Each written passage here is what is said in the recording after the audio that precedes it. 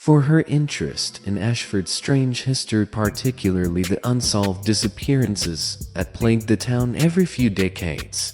But nothing could have prepared her, or anyone else, for what she was about to uncover.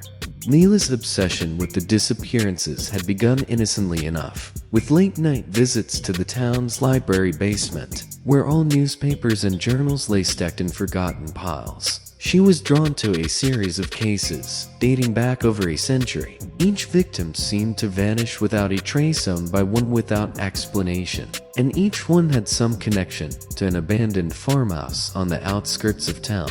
One evening, she found something odd in the back of a dusty, leather-bound journal. It was a cryptic entry, dated only weeks before the disappearance of the last known person, a young woman named Caroline Foster. The entry was written in a frantic hand, describing strange rituals and whispers in the woods. The writer had scribbled the name of the farmhouse several times, with the chilling words, "Don't go there. It's a trap." Leela couldn't stop herself. She had to see it for herself. On November 17th, Leela left for the farmhouse, telling her closest friend, Grace, that she was going to explore the property. Leela had been acting strange lately, often talking about feeling watched or followed, but Grace had brushed it off as Leela's overactive imagination. That night, Grace received a call from her friend. Leela's voice was barely a whisper, trembling with fear. "I think I've found something," Leela said, her voice filled with dread. "I've found the truth, but I think it's looking for me." The call abruptly cut off, and Grace was left in stunned silence. Her worst fears were realized the following morning, when Leela's car was found abandoned near the farmhouse. It was locked, with her purse still inside, but there was no sign of Leela. The only thing out of place was the trail of symbols etched into the dirt nearby, strange, ancient markings that none of the officers could recognize.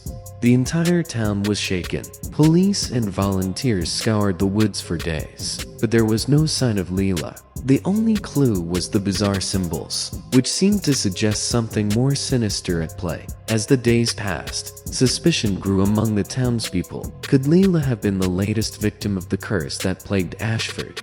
Grace, determined to find answers, couldn't shake the feeling that something wasn't right. The more she thought about it, the more she became convinced that Leela's disappearance wasn't random. Leela had uncovered something dangerous and had paid the price for it. With no other leads, Grace began her own investigation. She pored over the journals and the town's history, speaking to the oldest residents, who still remembered the dark tales that had been passed down through the generations. The town's history was filled with murder, betrayal, and strange disappearances, but there was always one common thread: the farmhouse. Grace's investigation took a darker turn when she discovered a series of old letters hidden in the town's archives. The letters, written by a man named Elias Blackwood, a once prominent figure in Ashford, detailed the creation of a secret society in the late 1800s. Blackwood had been obsessed with immortality and had turned to dark rituals, including human sacrifice, in an attempt to cheat death. He believed that by binding the souls of the dead to the land, he could harness their power.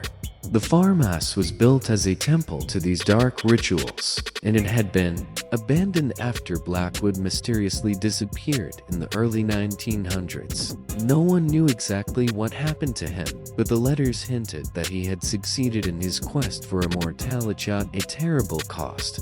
Grace realized that Leela had stumbled upon the very same ritual that Blackwood had performed, unknowingly awakening the curse. The symbols around the car were part of an ancient ward that had been used to trap the souls of the vanished. They were bound to the farmhouse, eternally searching for the next person to claim. As Grace delved deeper into the mystery, she began experiencing things she couldn't explain. Shadows followed her through the woods, Whispers called her name when no one was there, and at night, she felt an overwhelming sense of being watched. The deeper she went into the farmhouse history, the more the town seemed to close in on her. It was as if the town itself was part of the curse, and the more she uncovered, the more she became entangled in it. One night, driven by desperation, Grace returned to the farmhouse. It was there that she found the journal of Elias Blackwood, but as she opened the pages, a cold gust of wind slammed the door behind her, locking her in. The temperature dropped, and the walls seemed to pulse with a life of their own. The whispers grew louder. "You shouldn't have come," a voice hissed from the shadows. Grace's blood ran cold as she turned to see a figure standing at the end of the hallway. Leela, or what was left of her. Her friend's face was twisted in agony, her eyes hollow and black, her body frozen in time, bound by the same curse that had claimed the others. "I tried to warn you," Leela whispered, her voice barely audible. "No, you're one of us." Suddenly, everything went dark. When Grace awoke, she was outside the farmhouse, gasping for air. She had no memory of how she escaped, but the farmhouse was gone and vanished without a trace.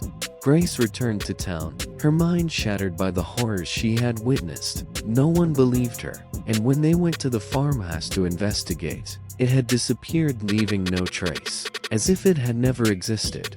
But Grace knew the truth now. The curse wasn't over. It would never be over. And one day, it would return for her.